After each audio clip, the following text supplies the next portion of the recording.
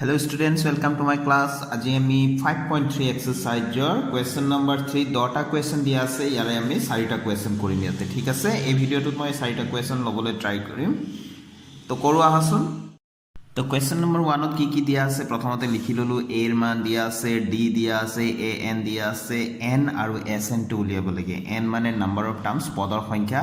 উলিয়াব লাগে, আৰু sn মানে যোগফলটো উলিয়াব লাগে, ঠিক আছে? তো এইটো এবিৰ সমান্তৰ প্ৰগতি এটাৰ এইখিনি বস্তু দিয়া আছে, লাষ্টত দুটা আমি উলিয়াব লাগে। তো আমি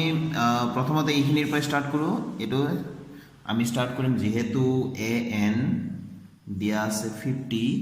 তো এ এনৰ ফৰ্মুলাটো আছিলে a plus n minus 1 into D, আৰু ইফালে ইকুৱেল আছে 50। এতিয়া a মানে পাতি দিম, a মানে ভেলু আছে 5 plus n minus 1 into d মানে আসলে 3 পাতি দিলো 50। প্ৰথমতে a প্লাস মাইনাসত থকা ভ্যালুটো আমি সাইড চেঞ্জ কৰিম। তো n minus 1 এটো গ্ৰুপ কৰি আছে ব্ৰ্যাকেটৰ ভিতৰত into 3 50, এই 5 টো লৈ গলো minus 5 হল। তো এতিয়া n minus 1 এটোটো মাইনাস কৰিব পাৰিম, গতিকে 3 টো আমি সাইড চেঞ্জ কৰিম, তলত যাব যেহেতু পূৰণ হৈ আছে। 50 minus 5 45, তো 3 15 যা 45, 3 15 গুণ 45, গতিকে ইয়াতে n ইকুয়াল টু কিমান হ'ব 15 plus 1, therefore n equal to কিমান হৈ গল 16। আমাক n উলিয়াব দিছিলে, n টো উলালো, তাৰপিছত sn উলিয়াব লাগে। লিখিম যেহেতু sn এর ফর্মুলাটো আমি জানো যে n/2 a প্লাস an, নহয় জানো? দুটা ফর্মুলা আছে, আৰু এটা আছে sn equal to n/2 twice a plus n minus 1 into d। এইটো দি কৰিলেও আমি আনসাৰটো একেই পাম, কিন্তু যেহেতু আমাক a n এর ভ্যালু দিয়া আছে, এই শর্ট ফর্মুলাটো লম, ঠিক আছে? a n এর আমাক মানটো দিয়া আছে, তো n এর ভ্যালুটো কিমান পাইছিলো 16 পাইছিলো, 16 পাতি দিলো 2, a এর ভ্যালু কিমান দিয়া আছিল 5 দিয়া আছিল, আৰু a n এর ভ্যালু কিমান দিয়া আছিল 50 দিয়া আছিল, গোটেইখিনি আমি পাতি দিলো। তো এটো 2 8 যা 16, 2 8 গুণ 16, নহয় জানো? 8 টো পাতিলো আৰু পূৰণ এইটো 55 হ'ব, এইটো 55 হ'ব, পূৰণ কৰিলে 8 5 যা 40 40 44,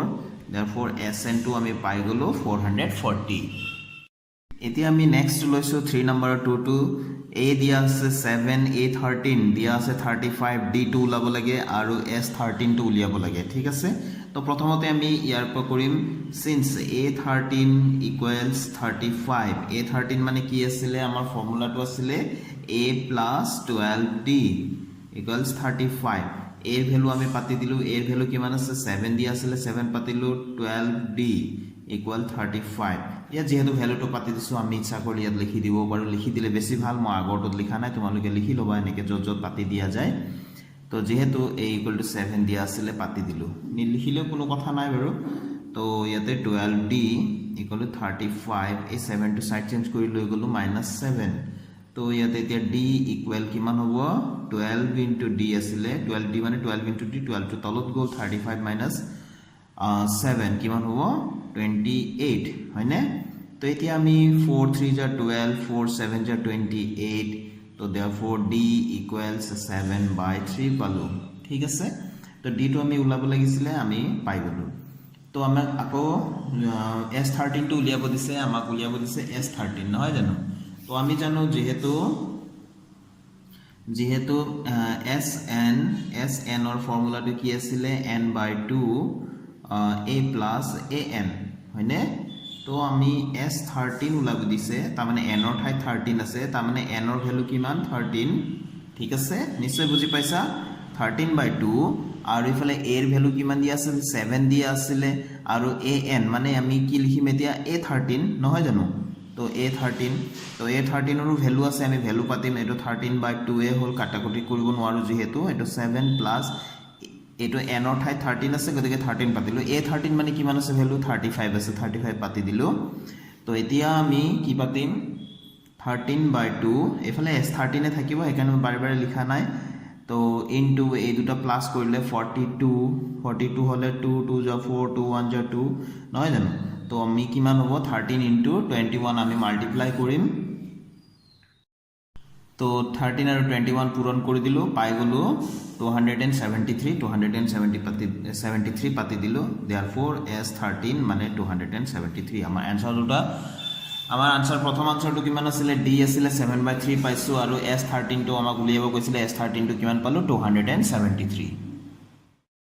এতিয়া আমি লৈছো 3 টো a12 আছে 37 d আছে 3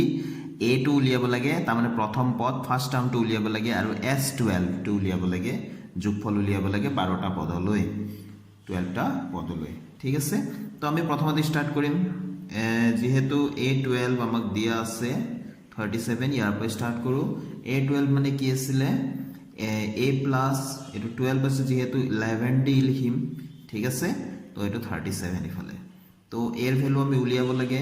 11 ইনটু d এর ভ্যালু দিয়া আছে কিমান 3 কলো 37 ইয়াত লিখি দিম যেহেতু d ইকুয়ালস 3 লিখিলে হল নিলিখিলে হল উচৰতে আছে গতিকে লিখি দিলু মই লিখি দিলেও ভাল তো a এটো কিমান পাম আমি 33 এফালে 37 ঠিক আছে তো a equals 37 minus 33 তো therefore a equal to কিমান পালো 37 অৰ পৰা 33 মাইনাস কৰিলে 4 পাম নহয় জানো এটা আনসাৰ আমি পাই গলো তো আকৌ এতিয়া s12 অৰ ফালে যাম ঠিক আছে আকৌ লিখিলে হল বা এটো ডাইৰেক্ট আমি যেহেতু লিখিলে হল আমি তো sn অৰ ফৰ্মুলাটো হে জানো নহয় জানো sn equal to n/2 তো a plus an এটো আমি জানো নহয় জানো তো আমাৰ এতিয়া উলিয়াব লাগে s12 তো s12 equal to 12/2 এটো a to a লিখিছো বাৰু আৰু an টো আমি কি লিখিম n অৰ ঠাইত আমি 12 লিখিলো ঠিক আছে ইয়াতে a এৰ ভ্যালু পাতি দিব পাৰিলো হয় 4 আছিল 4 পাতি দিব পাৰো তো যেন হোক এতিয়া যত n আছিল তাত আমি 12 বিলাক পাতি দিলো s12 টো লাগে নহয় জানো এতিয়া 2 6 * 12 এটো আমি হৰণ কৰি দিও কাটাকাটি নকৰিলেও হল মুখে মুখে উলোৱা বিলাক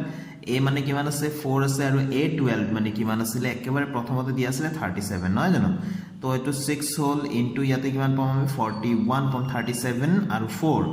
তো 41 পাম আমাৰ therefore sn টো আমাৰ উলাব এতিয়া এখানে 6 1 * 6 6 4 * 24 এটো আমাৰ আনসাৰটো হৈ গল দুটা আনসাৰ উলিয়াব লাগে এটা আনসাৰ এটো a = 4 আৰু এটা sn = 246 এতিয়া আমি কোৱেশ্চন নম্বৰ 3 4 টো লৈছো ইয়াত দিয়া আছে a3 15 s10 125d উলিয়াব লাগে a10 টো উলিয়াব লাগে ঠিক আছে তো প্ৰথমতে a3 এৰ পৰা স্টাৰ্ট কৰো যেহেতু a3 = 15 দিয়া আছে a টো অলপ ডাঙৰ লিখিব লাগে a3 = 15 দিয়া আছে a3 মানে আমাৰ ফৰ্মুলা মতে a + 2d = 15 নহয় জানো ইয়াৰ পৰা আমি a এৰ মানটো উলিয়াই ৰাখো 15 - 2d এটোক আমি নাম্বাৰ 1 বুলি দি থওঁ ঠিক আছে আকৌ বা আৰু জি লিখা কি দিয়া আছে s10 = 125 s10 মানে আমি ফৰ্মুলা হিচাপে কেনেকৈ লিখিব পাৰো এটো ভালকৈ লক্ষ্য কৰিবা 10/2 ঠিক আছে a plus 10/2 লিখিছো a plus a10 লিখিছো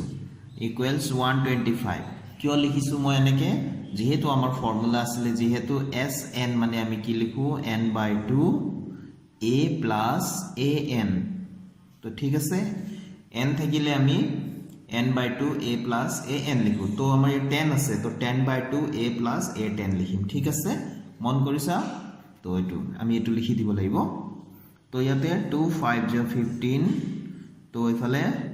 আমাৰ কি আছে এটো 5 টো আছে ইফালে a plus a10 মানে আকৌ ভাঙিব পাৰো যেনেকে a3 মানে a plus 2d a10 মানে কি হ'ব a plus 9d হয়নে a3 মানে a plus 2d তো a10 মানে a plus 9d তো ইয়াতে আমি 125 আমি ইয়াত লিখি দিব পাৰো যেহেতু a10 = a plus 9d এখিনি আমি ইয়াত পাতি দিলো তাৰ মানে ঠিক আছে এটো 5 টো সবৰ লগত পূৰণ হৈ আছে তো আমি একেলে এটো 5 টো সাইড চেঞ্জ কৰি ইয়াত হৰণ কৰি দিব পাৰো মানে 125 আছে পাছেৰে বিভাজ্য হ'ব গতিকে ভালে হ'ব এফালে লৈ যাম তো ইয়াত a plus a twice a হল আৰু এফালে 9d plus 9d এফালে 125 বাই এটো 5 আছে নহয় জানো তো আমি এতিয়া লিখিব পাৰো twice a plus 9d এটো কিমান হ'ব 5 2 * 10 আৰু 5 5 * 25 তাৰ মানে 25 5 25 * 125 হয় এটো আমি এতিয়া ইয়াতে আমি কি কৰিম এৰ ভ্যালুটো আমি ইকুয়েশন নম্বৰ 1 ত উলিয়াই ৰাখিছিলো a = 15 - 2d এর ভ্যালুটো আমি ইয়াত পাতি দিম এতিয়া তো 2 * a ভ্যালু কি a এর ঠাইত আমি কি পাতিম 15 - 2d plus 9d এফালে 25 তো যেহেতু নাই এনেকে লিখি দিম 1 ৰ পৰা a এর মান পাতি ঠিক আছে a এর মান পাতি দিল তো এতে 15 টু যা 30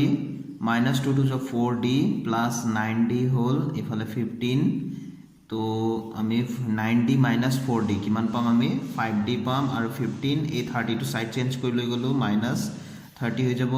তো d equals এটো 5 টু তলত যাব এতিয়া ইয়াত যেহেতু পূৰণ হৈ আছে ইয়াৰ পৰা মাইনাস কৰিলে আমি minus 5 পাম therefore d কিমান হৈ গল 5 1 যা 5 minus 1 হল আমাক d উলিয়াব দিছিলে এইটো এটা আনসাৰ এতিয়া প্ৰথমতে a টো উলিয়াই লম তাৰ পিছতহে আমি a10 ৰ মান উলিয়াম আমি কি উলিয়াব লাগে ওপৰত লিখা আছিল d আৰু a10 টো উলিয়াব লাগে তো আমি d টো পাই গলো d ৰ ভ্যালু আমি কিমান পালো -1 এতিয়া প্ৰথমতে আমি 1 নম্বৰ সমীকৰণৰ পৰা 1 নম্বৰ সমীকৰণটো আছিল a = 15 - 2 * d আছিল 1 নম্বৰ সমীকৰণটো এটো নিছে